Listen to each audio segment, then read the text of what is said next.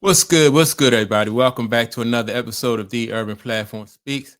Make sure to like and subscribe to the channel as you come in and check out the content. And with that being said, I want to speak on a recent episode of Jason Whitlock show that he came on. He spoke about LeBron James, how he failed at his only job in the NBA, right? And I think that Jason Whitlock in this episode, Jason Whitlock makes some really, really good points. He made some points that I have been saying for a while. And with LeBron James's career winding down, more and more people are starting to see like the writing on the wall as far as LeBron James and his legacy. Some of the ways that LeBron James has been trying to shape and mold a narrative about his career, which I think with LeBron James trying to shape and mold the narrative of his career, it's not going to work, right? Because the people that he really needs to be convincing that he is the GOAT is not only the public, but he needs to convince Nike and whatever sponsors he have. And the way you do that is through results. And LeBron James has never gotten the results that he needed throughout his career to back up that claim that he is the GOAT. And so Jason Whitlock really touches on that in this podcast that he posted, right? Hold on, what happened to my phone? Okay. All right. I'm going to play this audio and then I'm going to add my commentary to what Jason Whitlock says. Let me put a bow on this, and I'm going to bring Paul into the conversation. I've explained to you all that Nike is the most powerful influence in all of sports. That Nike is a $50 billion a year company, global company. The NBA is a $10, $12 billion a year company. And that the NBA actually works for Nike and the shoe companies. The So does NBA's LeBron. job is to sell tennis shoes for Nike, Adidas as well, New Balance, Under Armour, but primarily for Nike. Nike controls the sports world. And so the whole LeBron James project, the 23-year NBA career, it was all about him replacing or equaling Michael Jordan as a shoe salesman. That's the job of an NBA player, the real job. Sell shoes. The NBA is a nice little business. You get a nice little paycheck or a nice big paycheck from the NBA. But the real money is paid from Nike. Michael Jordan made far more money with Nike than he did in the NBA, and the same is true for LeBron James. LeBron James has failed as a shoe salesman because he built his brand around being a rapper.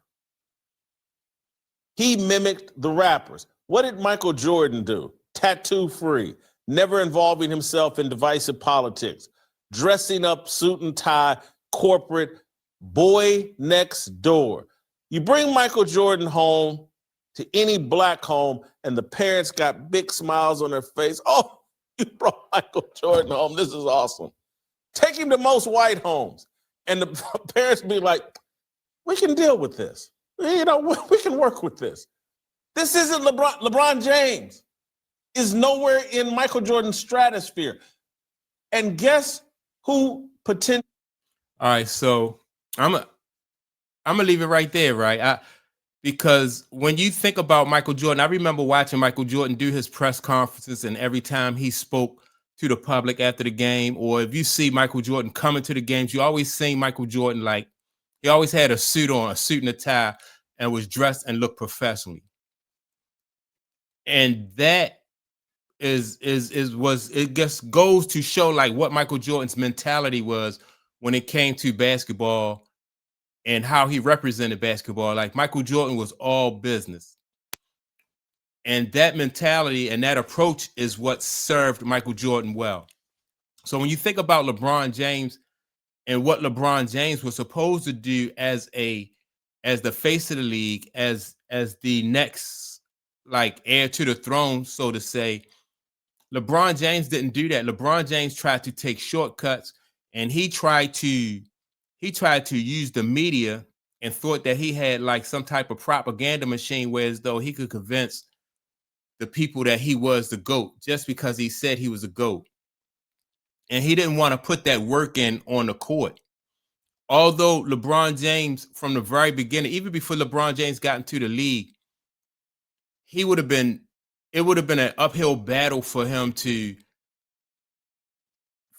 take over that throne or be the GOAT, so to say, like, take over Michael Jordan's position.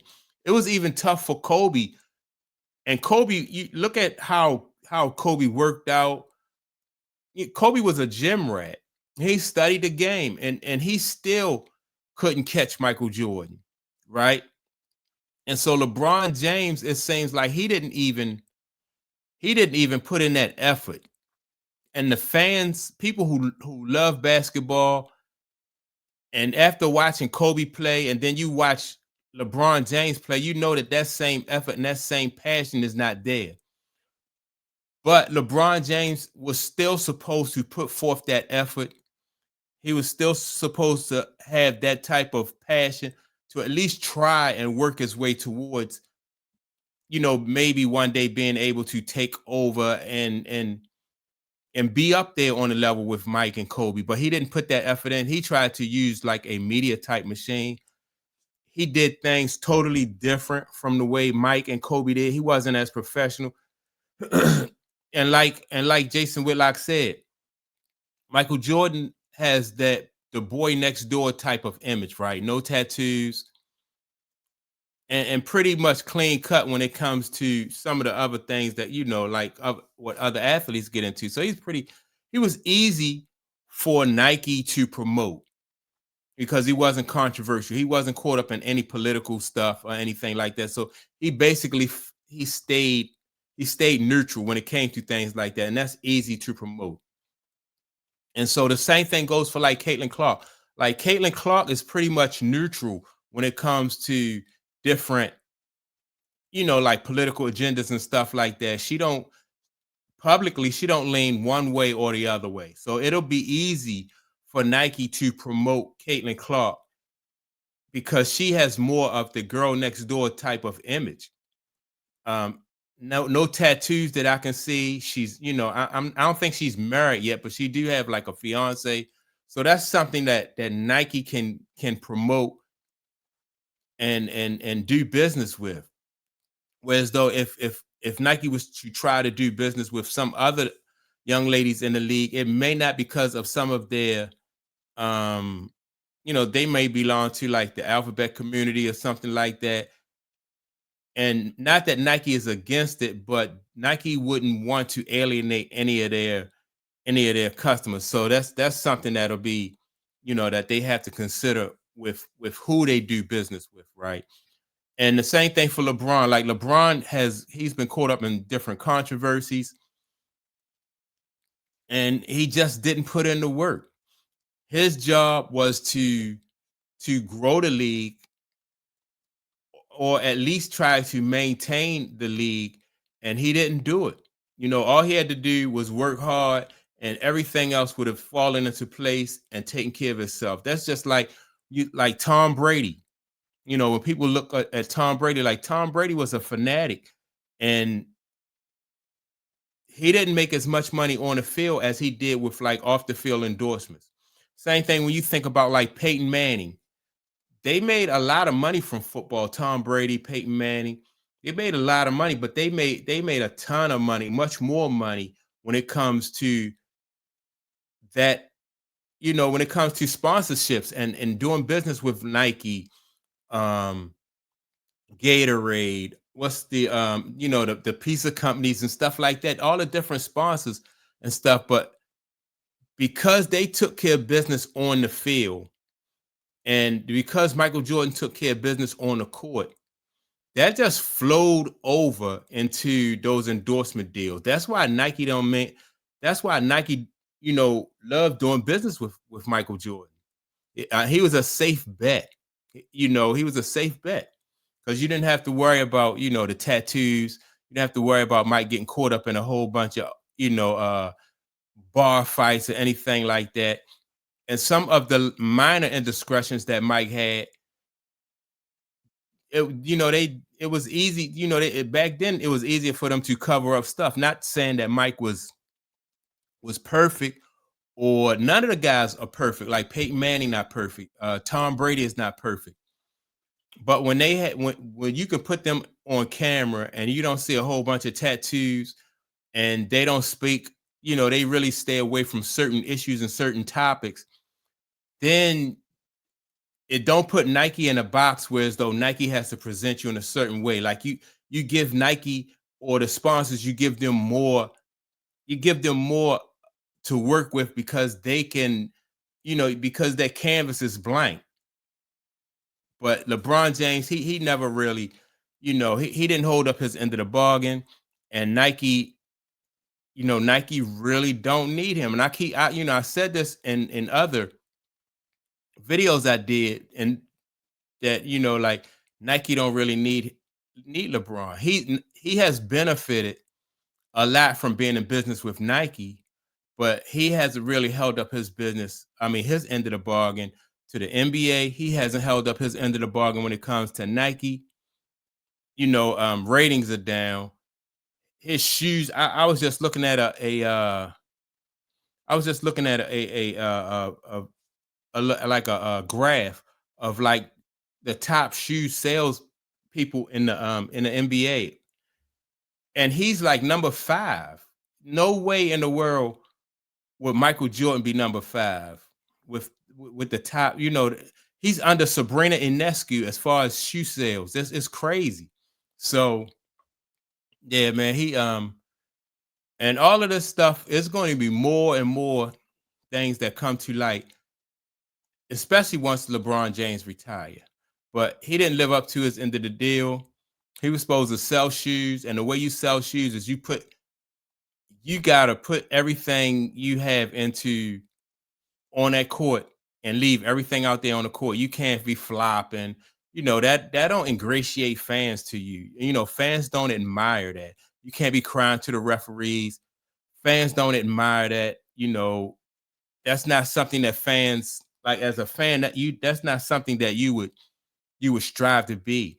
That's not somebody like you can't live vicariously through somebody who is just whining and complaining and just really just coasting. And a lot of times that's what it looked like he was doing, hopping from team to team, trying to set himself up to win. I think even if LeBron James had won 7, 6, 7, or eight championships with hopping around from team to team, that still would not have worked for Nike. It would not have worked for the NBA, because some of what the fans really like about Michael Jordan and the players of his day is they stayed with one team and they endured and they persevered. People like those kind of stories, like when athletes persevered.